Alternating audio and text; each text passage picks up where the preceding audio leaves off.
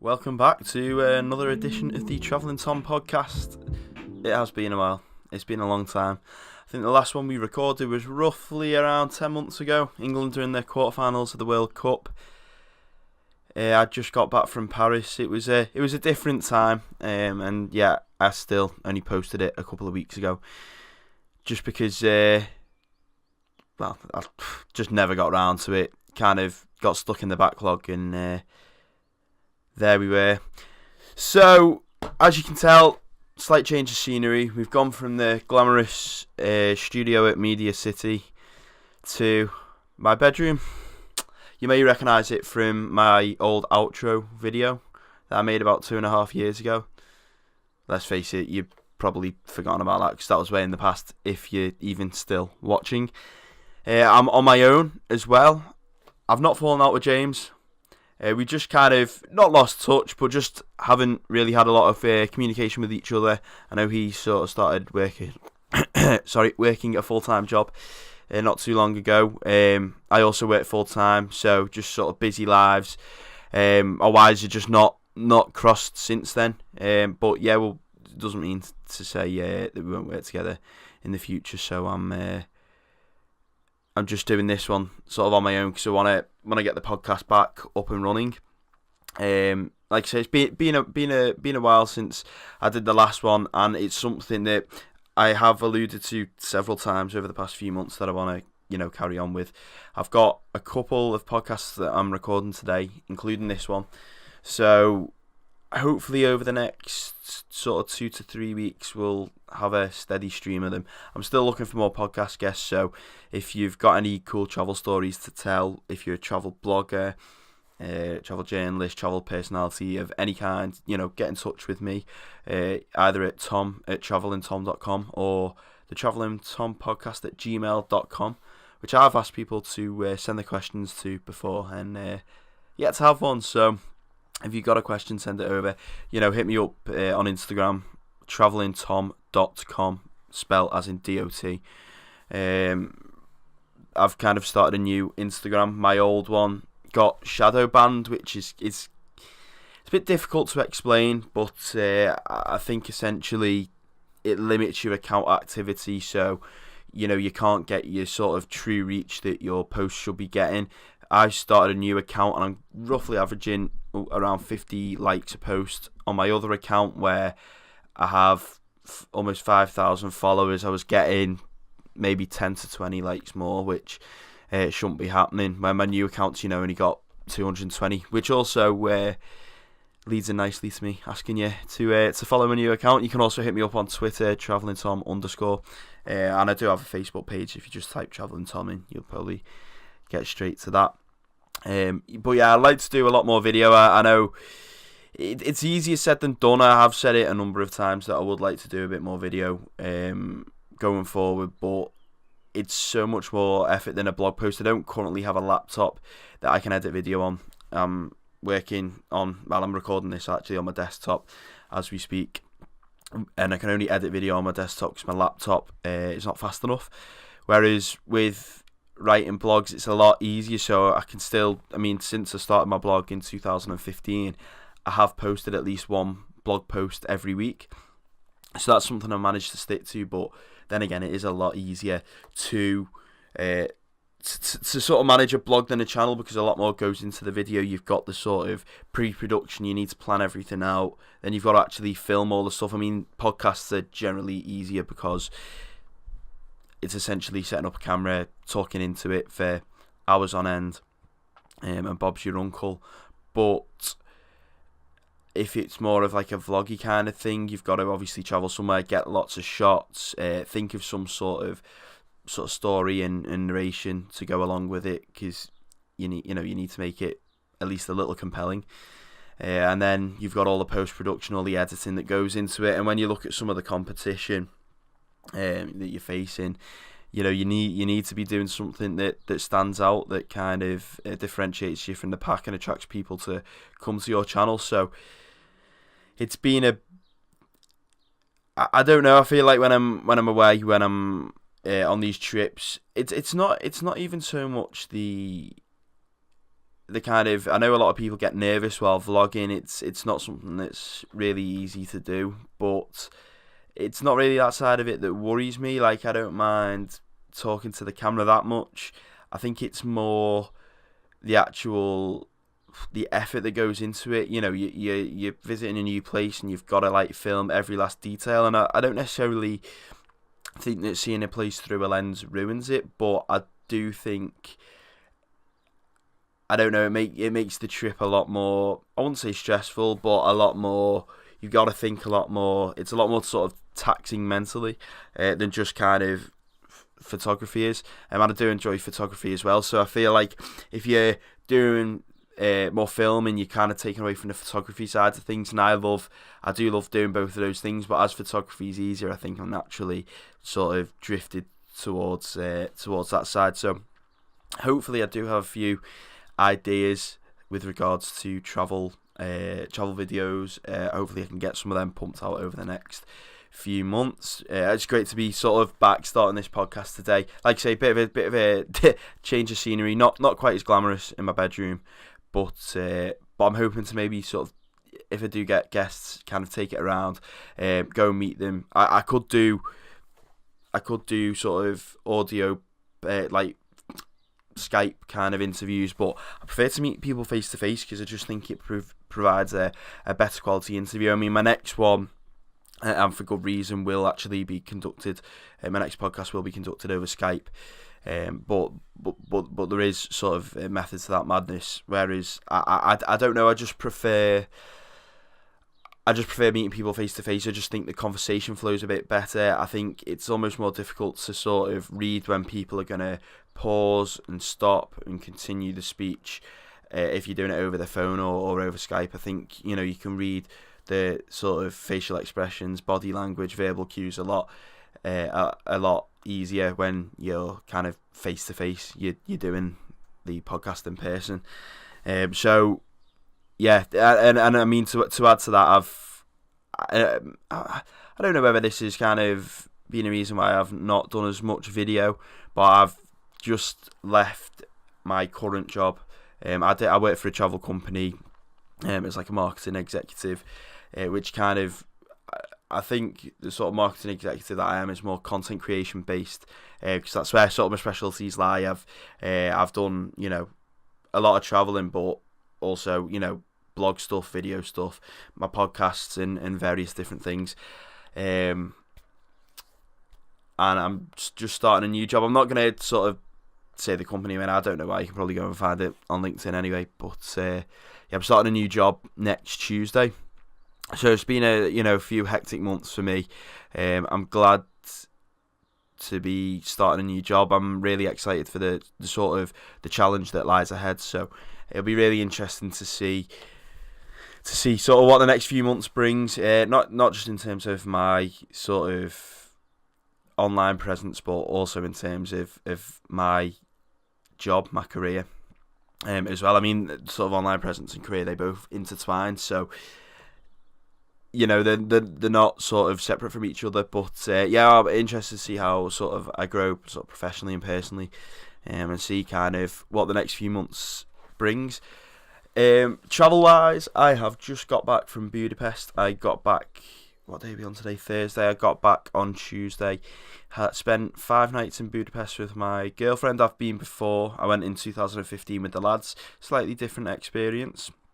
But the lads I went with do like a bit of culture, so we did all the museums and all the major sites and things, which is great because my girlfriend doesn't like doing that so much. She likes things to be a bit more chilled out, relaxed. So me sort of visiting another place with her that I've been to means that we don't have to go to the National Museum, which is something I love to do, and go to all the all these more maybe strenuous attractions that I enjoy. I mean, it's a bit of culture. That's just me. I'm not really a beach goer. I'm not someone who loves to sort of chill out and relax. My sort of relaxation's doing a lot, and seeing a lot. So that's just me, but we're slightly different in that aspect. So it was nice to go away with each other and kind of have be more sort of take things at a slower pace. Have a few lie-ins. Do things that are leisurely, and I think it's good because her being slightly different kind of makes me almost discover another side of the city. So one of the best things we did on the trip was we rented bikes. We kind of cycled through Pest, which is the more urbanised centre. We cycled across one of the bridges across the Danube, down one side of the Danube, into Margaret Island, which is like a massive. It's really thin but a really long island in the middle of the river. And yeah, like you say, we explored that on bike and cycling down the Buda side of the bank, looking back across the Pest at the Parliament buildings and. The Parliament building, which is just one of the if you ever go to Budapest, you will see it, but it's one of the most fascinating buildings I've ever seen. And just the views back across the Danube, cycling down, the fresh air blowing into your face, and doing something a little different. I've never cycled in a major city like that before, so that was really cool. And that's probably something I wouldn't have done on my own or maybe with the lads. So I think things like that work out well. And we did have a chill day. We went to the Zicenia. I don't know how you pronounce it, but the famous thermal bath in Budapest, the one with the yellow building around it. I mean, there are several, but that's kind of like the iconic one. That was really cool. We got there about 1 o'clock. One thing I was surprised about was that you go into the swimming bath, so you've got a bag with a change of clothes and a towel and all the bits and pieces you need for the day. Firstly, they actually let you bring your own food in. Now they do sell food and drink on site, but what I couldn't believe is you could just take. We went to Prima, which is like a Tesco Express. We bought some cheese, some meat, some bread, and a couple of drinks, and we just took them in our bags with us, which is a little surprising because you think that these companies are trying, or that these attractions are trying to milk you for all you're worth, but no, you can just take your food and drinking with you. You can eat it around the on the sunbeds and around the pool. I don't think you're allowed to take them into any of the baths, which is understandable, is fair enough. But no, I thought that was really good of them. Slightly concerning though, they don't do any sort of bag checks, security checks, and in a place like that, a major tourist attraction, not just in the city but in the country or in that sort of area of the world, you think they'd do a few bag searches and make sure no one's got anything dodgy in the bags. It might take a while, it might cause a few queues, but better to be safe than sorry in my opinion. But they chose not to do that. We had a trouble-free time, so we didn't need to worry. And probably my favourite part of it was they have a sauna there. That's I think it was 80 to 100 degree sauna. So you go in and you just sort of start pouring sweat immediately. As soon as you walk through the door, gone. And I went and sat down, and I probably stayed in there. I think it was about 6 or 7 minutes. And then I headed out, and outside, I think you're meant to do it the other way around. But you come out the sauna, you turn right, and there's a plunge pool. It said the water temperature was 18 degrees, but it felt a lot colder. So you came out of the sauna, bearing in mind I'd probably been in like 90 degree heat, straight into like what felt like a freezing cold pool.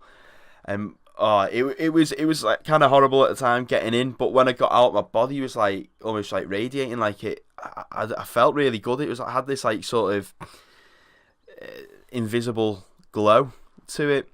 So that was really cool. I really enjoyed that. And then just sort of chilling in the thermal baths themselves. They got a really cool whirlpool there as well. Anyone that's been will know what I'm talking about. So yeah, that was a highlight. And we also went to I think it's called Simpler Kurt, which is like a ruin bar. It's kind of one of the disused and dilapidated buildings that they converted into a quirky bar / club. They've got different rooms, like a shisha room and a lab room where they have all kind of obscure beer concoctions, like a place where you can go and get food, and a great area for dancing. And it was, they kept kind of the sort of the original walls, and they hung all obscure decorations and stuff all over it. I mean, you could literally graffiti on the walls. It's not like a place that's really clean or anything. But that was the first ruin bar out a lot of them in Budapest. I've been to a couple before, but that's kind of the one you have to go to if you're there. The one that's kind of the busiest. And we went on the Saturday night, and the queue is that big. We decided to come back the next day. On the Sunday, we got straight in. It wasn't quite as busy, but it was at a level where it was nicely busy. Where I think if we'd have gone the night before, we would have been like, like that with people. They would have been kind of chest to chest sort of thing. So it was a good shout to go the night after, and I'd recommend that is one thing I will recommend, even if you don't drink, just to kind of see the uniqueness of Simplicate in the Simplicate spelled SZIMPLAKERT,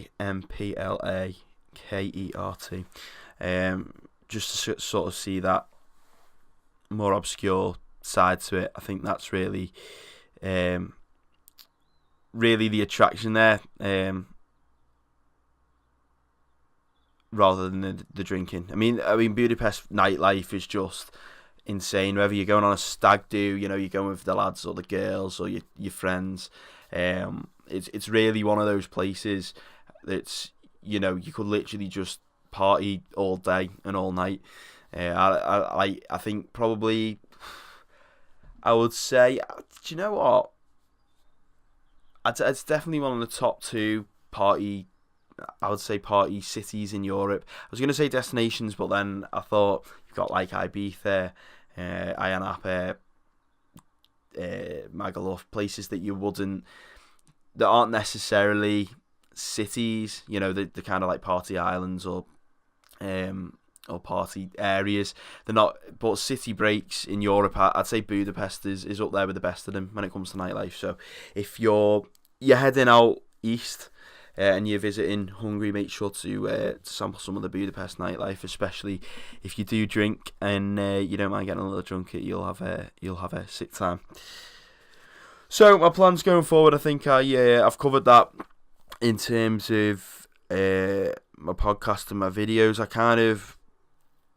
I make a little money off my blog. I kind of want to push on with that and start pumping out more content. I've made a plan with regards to my backlog. I've travelled to a lot of places over the last 4 years. Yeah, 4 years. I've been to 67 countries, and I feel like I've only covered like a tiny amount of my travels on my blog.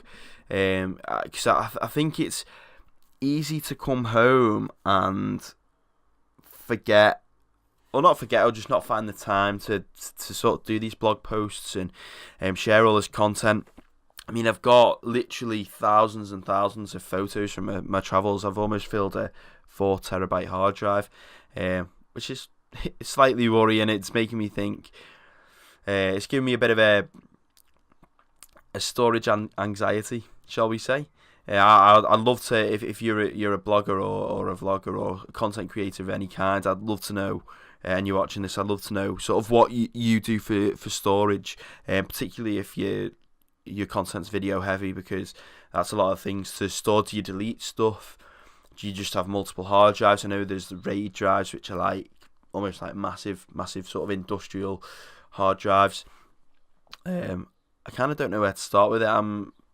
I've organised my files, but obviously the more I travel, the more photos I take, the more space is needed to be able to store it all. So hopefully I'm not too worried at the moment, but I think in the next year or two it's something I may need to start looking at a little more. But I've got so much to write about. I literally made a massive list of all the things I need to include, so we'll see how well I work through that. I feel almost, if I'm coming home and writing about the travels I've just been on, it's probably better to do from sort of memory. But in terms of I feel guilty that I've still got blog posts from 2015 I've not written, but then I'm writing one that's 2019. I almost have a dilemma. Do I go for the recent stuff and then try and chip away at the backlog, or do I try and clear the backlog, and then I'm getting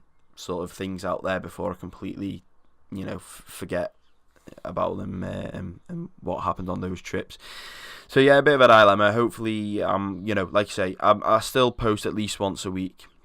Try and up that as best I can. Try and up my videos. It's a lot easier said than done, so I don't want to commit to a specific number or posting on specific days or whatever. Whether that would actually have a positive effect, I'm not too sure. But I just think trying to do more. I'm being a bit more active on Instagram, particularly on stories recently. On Twitter as well, I'm trying to engage with more people, and I do feel as though my follower count's going up a little bit. Like, it's increased a couple of hundred in the past couple of months since I've started interacting with people more. So it does work. I just need to keep plugging away at it, and hopefully gradually over time that'll build, I'll improve, and that'll get better. One thing I want to add to the podcast is that I want to talk about a couple of each podcast. I want to talk about a couple of travel trends or a couple of items from the travel world every week. To keep it kind of current. And one thing, I mean, whether you call these news or not, there's just a couple of cool little things I found on the internet. So first of all, I like to thank Teletext Holidays. They voted me as one of their top 10 solo travel bloggers for 2019, and I was on the list alongside some really cool names like Emily Luxton and Man vs Globe, who I know are both top quality travel bloggers as well. So to be kind of mentioned in the same breath as them is pretty cool. I don't know whether that's anything. My nomination is anything to do with my recent blog post, where I think posted 9 things that all first time solo travelers should know. So that might have helped with the nomination, but yeah, it was cool to someone to recognise your work like that, and to be in someone's top 10 for 2019. I've actually heard of Teletext Holidays before, so it's not as if it's some random website or blog making that list up. So yeah, big thanks to them. So that's one piece. The other piece I found was in December I travelled to North Korea, Pyongyang in North Korea.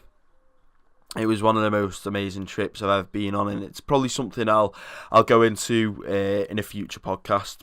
I've got a guest, someone I went with actually, Patrick. I'm hoping he'll come on the podcast at some point. And the company I travel with is a company called Lupine Travel. Now, I've known about Lupine Travel for a while, but as I've been a student over the past, for the past 6 years, I've not really been able to afford one on the tours, and then they offered a budget tour to North Korea, and I just couldn't really refuse. It was a shorter duration. It was three nights, but it was quite a lot cheaper than the usual North Korea tours, and it's somewhere I've wanted to visit for ages. So it's absolutely fascinating. But the company, they're based in Wigan, Lupine Travel, had no problems with them. I absolutely will book with them again. Really loved my time away with them, and I keep up to date with their happenings on social media. And yesterday on Facebook they posted their latest wacky tour. They do just like they do tours to places like Somalia and Ethiopia, remote islands like the Pitcairns. Where else did he do? All these kind of danger zones. Iraq. I think they might do Syria, and they're gonna start doing Saudi Arabia as well. So if you like sort of travelling to these lesser visited countries, shall we say, these are the guys to go to. So they posted on Facebook yesterday, and I quote, "All aboard the Wigan to Pyongyang Express. Have you ever wondered why there is no train service from Wigan to Pyongyang in North Korea? Well, your prayers have now been answered. 2020 will see the running of a special one-off tour all the way from the home of Lupine Travel in Wigan. We will begin at the architectural marvel of Wigan Northwestern train station and roll into Pyongyang just over 3 weeks later for a tour of the country. The trip can be booked in segments if, for example, you wish to avoid Wigan for security reasons." And then they've got a link to the sort of info pack for it, which I'll pop in the comments box the comments box, the description below. But yeah, no, it looks really cool. They go from Wigan and then on to London, Berlin, Warsaw, Moscow, Irkutsk, which I hope I pronounced correctly, is a city in Russia, Ulaanbaatar, the capital of Mongolia, Beijing, and then on to Pyongyang. So I think that's really. I mean, I don't think it's a direct train, of course. Presumably, it's several different trains by the looks of it. It is. It's, if you would like to do this trip, it's £3,195. This podcast isn't sponsored. I just thought that was that was something quite funny to report on. To think you could get a train from Wigan to North Korea. So yeah, I'd like to just finish on as well, if I can find my notes, because they're muddled up with all this Wigan to North Korea itinerary. I found a channel last night by a bloke called Harold Balder. I think he's Norwegian, and I found him because a video of his was suggested to me, entitled "I Flew Around the World in 2001." So it's kind of, he took a camera with him, and almost like probably one of the earlier or earliest travel vlogs. It was pretty cool to watch. His narration was pretty funny as well. I think he's Norwegian, based on that video. I'm not 100% sure though. Although when it showed Norway, he said he met up with some old friends at McDonald's, and I presume that he's from Norway. If he's not, then Harold, I apologise. But one of the quotes he had in that video, and I'm not really a big fan of travel quotes. I think most of the time they're quite cringy. The people that use them, how can I put this nicely? They never seem to be the most intelligent. I've probably put my foot in it there a bit. But what one of the quotes he did sort of say, which kind of resonated with me a little bit, was, "The biggest anticlimax of travel is knowing that sadly you can never experience your first visit twice. There can only be one first time." And I thought that was quite nice, because having just been to Budapest for a second time, I've been kind of thinking about how your sort of perceptions of a place change from the first time you visit to the second time.